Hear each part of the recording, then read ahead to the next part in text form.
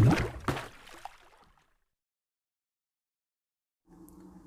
Students, आज 16 मार्च 2019 है और आज का मोस्ट इंपॉर्टेंट करंट अफेयर लेकर आया हूँ। जो लोग पहली बार हमारे चैनल पे आ रहे हैं, डेली सबसे पहले करंट अफेयर देखने के लिए हमारे चैनल को सब्सक्राइब कर लीजिए और इस तरह के बेल आइकन को प्रेस कर दीजिएगा ताकि जो भी इस तरह का वीडियो आएगा उसका नोटिफिकेशन आपको मिल जाएगा।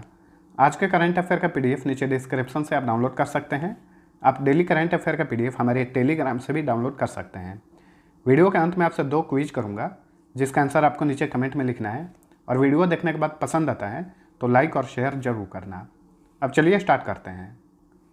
पहला क्वेश्चन है, हाल ही में किस बैंक ने डोर स्टेप बैंकिंग सर्विस शुरू की है? स्टेट बैंक ऑफ इंडिया ने यह सेवा शुरू की है। Option A right answer.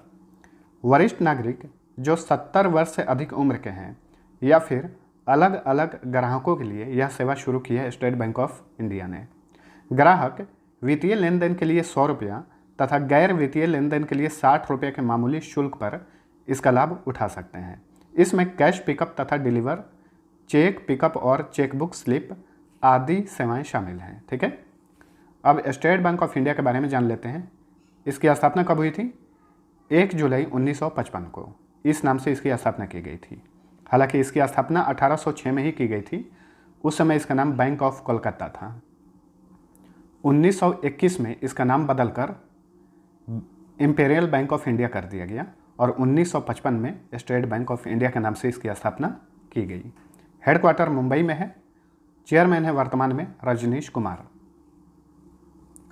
अगला क्वेश्चन है, देश में स्वच्छता पहल को बढ़ावा देने के लिए स्थापित transformative mobility and battery storage पर राष्ट्रीय मिशन का नेतृत्व कौन करेंगे? तो इसका नेतृत्व करेंगे Amitabh Kant. Option B right answer है इसका। अमिताभ कांत कौन है? ये नीति आयोग के CEO हैं, मुख्य कार्यकारी अधिकारी हैं। अच्छा, नीति आयोग का उपाध्यक्ष कौन है वर्तमान में? राजीव कुमार हैं। और अध्यक्ष कौन होता है?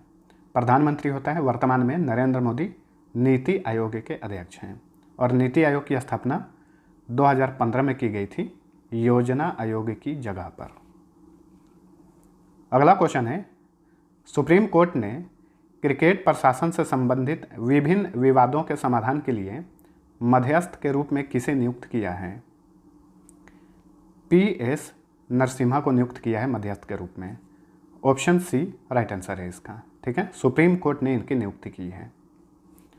सुप्रीम कोर्ट के बारे में जान लीजिए। इसकी स्थापना कब हुई थी? 28 जनवरी 1950 को। वर्तमान में सुप्रीम कोर्ट के मुख्य न्यायाधीश कौन है? रंजन गोगोई हैं। रंजन गोगोई जो हैं ये भारत के 46वें मुख्य न्यायाधीश हैं। ये भी आपको ध्यान में रखना है। इसके पहले 45वें मुख्य न्यायाधीश थे दीपक मिश्रा। सुप्रीम कोर्ट का मोटो क्या है? यतो धर्मस्ततो जया। कभी कभी मोटो भी पूछ लेता है तो इसे भी आप ध्यान में रखिएगा। सुप्रीम कोर्ट में न्यायाधीशों की संख्या कितनी हो सकती है? मैक्सिमम न्यायाधीश 30 और एक मुख्य न्यायाधीश हो सकता है, लेकिन वर्तमान में 27 न्यायाधीश हैं और एक मुख्य न्यायाधीश है, यानी टोटल 28। अगला क्वेश्चन है, 15 मार्च को राष्ट्रपति रामनाथ कोविंद ने कहां पर नवाचार और उद्यमिता महोत्सव का उद्घाटन किया? गांधीनगर में। Option D right answer. Gandhinagar Gujarat की राजधानी है। ठीक है, तो नवाचार और उद्यमिता महोत्सव का आयोजन किया जा रहा है गांधीनगर में। ये फाइन जो आप देख रहे हैं इसका फुल फॉर्म होगा festival of innovation and entrepreneurship. ठीक है, चलिए अब गुजरात के बारे में जान लेते हैं। सबसे पहले मैप देखिए, ये रहा गुजरात। 3 राज्यों से इसकी सीमा टच करती है, राजस्थान, मध्य प्रदेश तथा महाराष्ट्र। गठन हुआ था 1 मई 1960 को। क्षेत्रफल की दृष्टि से 6ठे नंबर पे, जनसंख्या की दृष्टि से 9वें नंबर पे है। साक्षरता दर है यानी लिटरेसी रेट 78.03%। लिंगानुपात है 919, सेक्स रेशियो इसको बोलेंगे। कैपिटल है गांधीनगर। CM है विजय रूपानी। राज्यपाल हैं ओम प्रकाश कोहली।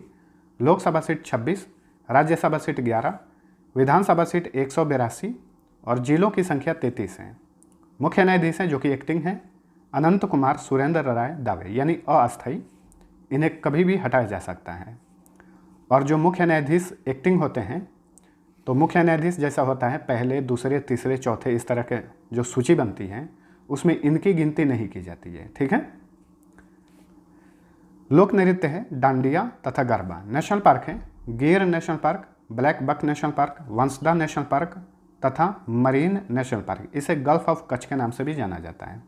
बांध के बारे में बात करें तो सरदार सरोवर डैम नर्मदा नदी पर है, उकाई डैम ताप्ती नदी पर है, धरौली डैम साबरमती नदी पर है। अगला क्वेश्चन है, हर वर्ष विश्व उपभोक्ता अधिकार दिवस कब मनाया जाता है? तो हर वर्ष 15 मार्च को विश्व उपभोक्ता अधिकार दिवस मनाया जाता है। ऑप्शन ए राइट आंसर है। 2019 का विषय क्या है ये आपको ध्यान में रखना है। ट्रस्टेड स्मार्ट प्रोडक्ट्स इस वर्ष के ये विषय हैं। ठीक है। अगला क्वेश्चन है, दक्षिण अमेरिकी फुटबॉल परिसंघ ने 2020 में कोपा अमेरिका फुटबॉल टूर्नामेंट का आयोजन कहाँ करने की घोषणा की है? इसका आयोजन किया जाएगा 2020 में अर्जेंटीना और कोलंबिया में। Option B right answer. ये दोनों कंट्री साउथ अमेरिकन कंट्री हैं। चलिए इन दोनों देशों के बारे में जान लेते हैं। सबसे पहले मैप देखिए, ये है साउथ अमेरिका और यहाँ पे है अर्जेंटीना और यहाँ पे है कोलंबिया। ठीक है, ये दोनों को दोनों साउथ अमेरिकन कंट्री हैं।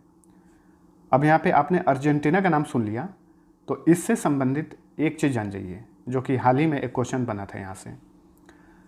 अर्जेंटीना इंटरनेशनल सोलर अलायंस जिसका मुख्यालय हरियाणा के गुरुग्राम में है, तो अर्जेंटीना जो है इंटरनेशनल सोलर अलायंस का 72वां सदस्य देश बना है, हाल ही में बना है। और हाल ही में सऊदी अरब भी इसका सदस्य देश बना है जो कि 73वां सदस्य बना है। ठीक है। अर्जेंटीना की कैपिटल है ब्यूनस आयर्स, राष्ट्रपति हैं मॉरिसियो मैक्री, मुद्रा चलती है पेसो। कोलंबिया की कैपिटल है बोगोटा, राष्ट्रपति हैं इवान ड्यूक, मुद्रा चलती है यहाँ पर भी पेसो। अगला क्वेश्चन है, किस देश की छात्रा ग्रेटा थुनबर्ग को नोबेल शांति पुरस्कार 2019 के लिए नामित किया गया है? ये स्वीडन की हैं। इन्हें सिर्फ नामित किया गया है, अभी चुना नहीं गया है। अगर इन्हें 2019 के शांति के क्षेत्र में नोबेल पुरस्कार के लिए चुनी जाती हैं तो ये सबसे कम उम्र की नोबेल पुरस्कार विजेता बन जाएंगी। ग्रेटा थुनबर्ग की उम्र वर्तमान में 16 साल है। ठीक है। इससे पहले यह रिकॉर्ड किसके नाम है? मलाला यूसुफजई के नाम है। उन्हें 17 वर्ष की उम्र में शांति के क्षेत्र में नोबेल पुरस्कार प्राप्त हो चुका है। स्वीडन आंसर है, इसके बारे में जान लेते हैं। ये है स्वीडन। स्वीडन की कैपिटल है स्टॉकहोम। अब यहाँ से कुछ और चीज़ें भी जान जाइए, आप चाहें तो नोट कर सकते हैं। कुल 6 क्षेत्रों में नोबेल पुरस्कार दिया जाता है, जिसमें 5 क्षेत्रों में नोबेल पुरस्कार स्वीडन की राजधानी स्टॉकहोम में दिए जाते हैं और एक क्षेत्र में, शांति के क्षेत्र में, नोबेल पुरस्कार ओस्लो में दिया जाता है, जो कि नॉर्वे की राजधानी है ओस्लो। ओस्लो में दिया जाता है शांति का नोबेल पुरस्कार। कई बार एग्जाम्स में पूछा हुआ है, ध्यान में रखिएगा। नोबेल पुरस्कार की स्थापना 1901 में की गई थी। ठीक है। अल्फ्रेड नोबेल के नाम पर यह पुरस्कार दिया जाता है। अल्फ्रेड नोबेल वही हैं जिन्होंने डायनामाइट का आविष्कार किया था। स्वीडन के प्रधानमंत्री हैं स्टीफन लोफवेन और यहाँ के सम्राट हैं कार्ल 16वें गुस्ताफ और मुद्रा चलती है क्रोना। अगला क्वेश्चन है, एशियाई क्षेत्र के लिए राष्ट्रमंडल युवा पुरस्कार 2019 की विजेता कौन बनी है? तो ये बनी है पद्मनाभन गोपालन। ऑप्शन डी राइट आंसर है इसका। नो फूड वेस्ट की संस्थापक हैं ये, जो एक जियो मैपिंग प्लेटफॉर्म चलाती है और यह प्लेटफॉर्म उपयोगकर्ताओं को हंगर स्पॉट्स पर भोजन छोड़ने की अनुमति देता है। तो इन्हें दिया गया है राष्ट्रमंडल युवा पुरस्कार। लंदन में यह पुरस्कार इन्हें प्रदान किया गया है। अगला क्वेश्चन है, क्रिकेट प्रतियोगिता सैयद मुश्ताक अली ट्रॉफी 2019 किसने जीता है?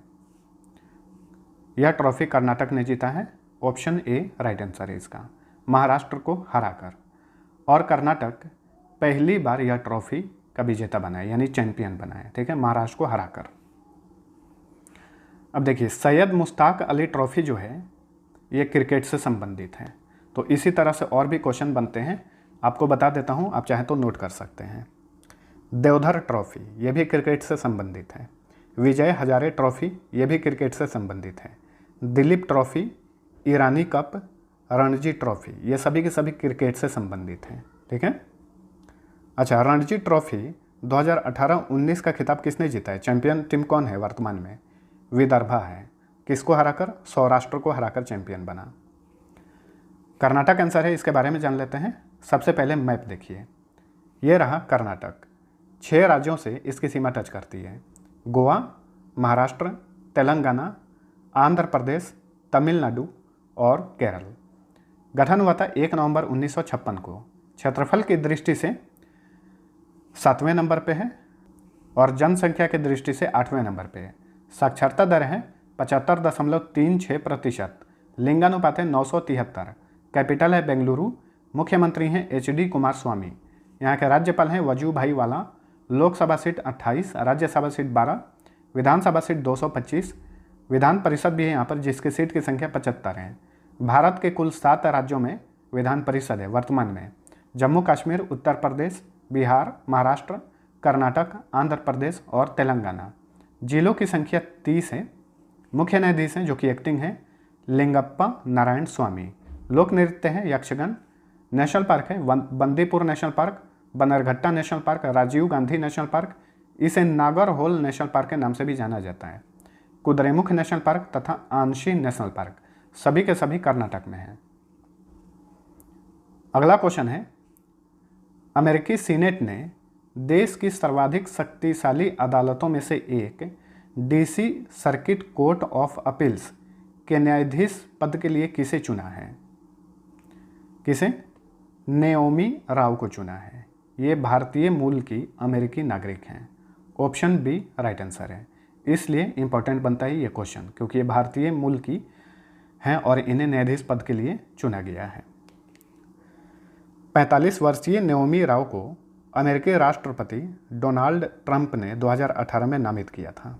ठीक है। अब अमेरिकी सीनेट ने इस पर मुहर लगा दी है कि यही न्यायाधीश बनेंगी। भारत में जो पार्लियामेंट है उसका नाम है संसद या पार्लियामेंट बोल सकते हैं, और अमेरिका की जो संसद है उसका नाम है सीनेट, उसे सीनेट कहा जाता है। ठीक है। वर्तमान में नेओमी राव जो हैं ये अमेरिका में सूचना एवं नियामक मामलों की प्रमुख भी हैं। तो ये था हमारा आज का करंट अफेयर। वीडियो पसंद आए तो लाइक और शेयर जरूर करना। अब चलिए कल के क्वेश्चन का आंसर बता देता हूँ। पहला क्वेश्चन था, Spanish football club real Madrid के कोच के रूप में किसे नियुक्त किया गया है? सभी लोगों ने आंसर सही दिया था इसका। जिनेदिन जिदान रियल मैड्रिड के कोच बने हैं। दूसरा क्वेश्चन था, वर्तमान में लोकसभा की कितनी सीटों पर चुनाव कराए जाते हैं? 50% लोगों ने इसका गलत जवाब दिया था।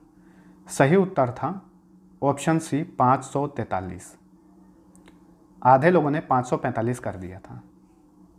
देखिए, वर्तमान में लोकसभा सीट की संख्या 545 है, कुल 545 है। इसमें से 2 सीट पर राष्ट्रपति एंग्लो इंडियन से मनोनीत करता है। ठीक है। और बाकी बचे 543 सीट तो इस पर चुनाव कराए जाते हैं। ठीक है। मैक्सिमम सीट 552 हो सकता है, लेकिन वर्तमान में 545 लोकसभा सीट है। अब चलिए आज का क्वेश्चन करता हूं, जिसका आंसर आपको नीचे कमेंट में लिखना है। पहला क्वेश्चन है, हाल ही में हुए समझौते के तहत भारत में कुल कितने अमेरिकी परमाणु ऊर्जा संयंत्र स्थापित किए जाएंगे? दूसरा क्वेश्चन है, मंत्रिपरिषद निम्न में से किसके प्रति उत्तरदायी होता है? दोनों का आंसर नीचे कमेंट में जरूर लिखिएगा। और जो लोग पहली बार हमारे चैनल पे आ रहे हैं, डेली, वीकली और मंथली करंट अफेयर देखने के लिए हमारे चैनल को सब्सक्राइब करके बेल आइकन प्रेस कर देना, ताकि जो भी करंट अफेयर का वीडियो आएगा उसका नोटिफिकेशन आपको मिल जाए।